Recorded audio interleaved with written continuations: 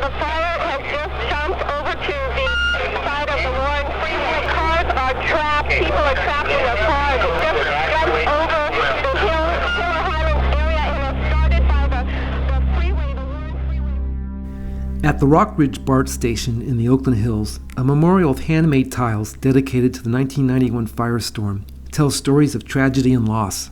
Give me some companies down here too. This is coming down this way, down where I am. Here we got big problems. Oakland Fire, do you have an emergency? The fire is right in front of my house. It's in front of you. Okay, ma'am, hold on. I'll give you the fire department. Try and stay calm, okay? I was working as a news photographer that day when 25 people lost their lives, including Lucy Mantz, a colleague of mine at the Contra Costa Times. These 2,000 tiles, made by young survivors of the blaze, can be heartbreaking.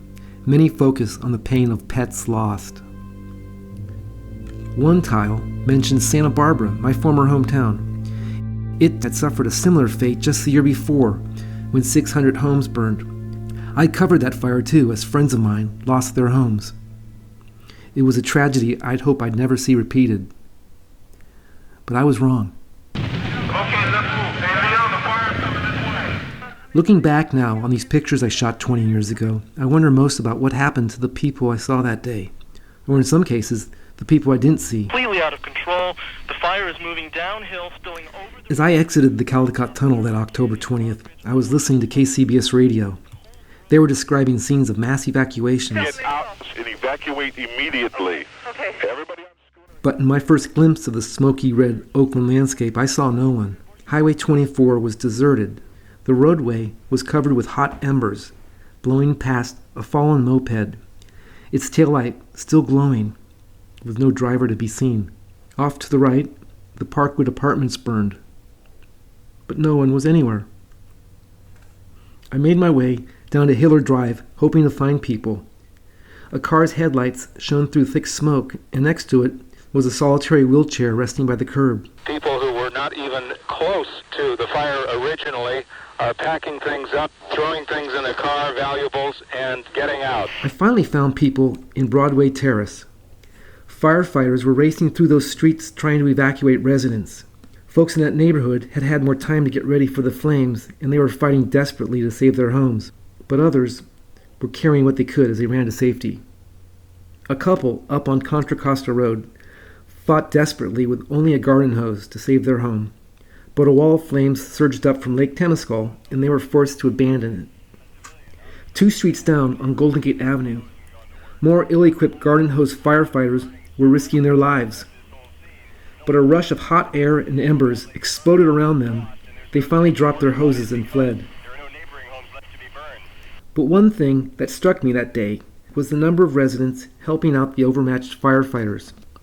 Oakland firefighter Lee Castanos, now retired, remembers them. Really, without the citizens' help in advancing that line, there's no way the two of us would have pulled the line that weighed thousands of pounds up a hill. Castanos and his partner Greg Johnston were trying to help that couple up on Contra Costa by dragging a line up the hill to their house.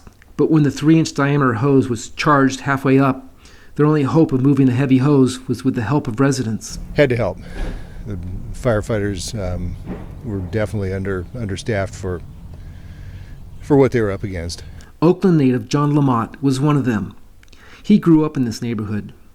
As others drove to safety, he stayed and fought to save it. We were certainly closer to flames than I would care to be. Now 51, Lamott's not sure he'd do it again. I was single then, so I think now I would probably be thinking about my wife and my daughter. But to Lee Castanos, he was very grateful.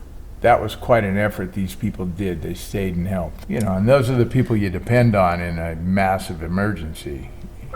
3,000 homes were lost that day, 5 times as many as the Santa Barbara total. The couple up the hill, they lost theirs, as did most of the neighbors on Contra Costa Road. But miraculously, on Buena Vista, 9 homes in a row were saved, including Lamott's. He can smile now, remembering how he extinguished some hot spots late that night with a gallon of milk stolen from a neighbor's refrigerator.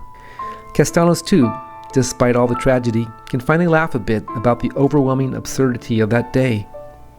I asked if he remembered what he'd been thinking of as I made this particular photo. Well, I'm trying to decide which way to go with the water. I mean, I usually only have one choice. You know what I mean? It's usually not multiple choice. Which one do we put it on? No, you better go ahead and evacuate. You're kidding. Okay, All right. wait a minute. Do I take my children? What do I take in the house? Oh, well, I don't know, ma'am. Take as much as you want, but take your children, I certainly. mean, I'm on Alvarado Road. Yeah, well... There were a lot of choices people had to make that day, hard choices that no one hopes they'll have to make again. Though history tells us we probably will.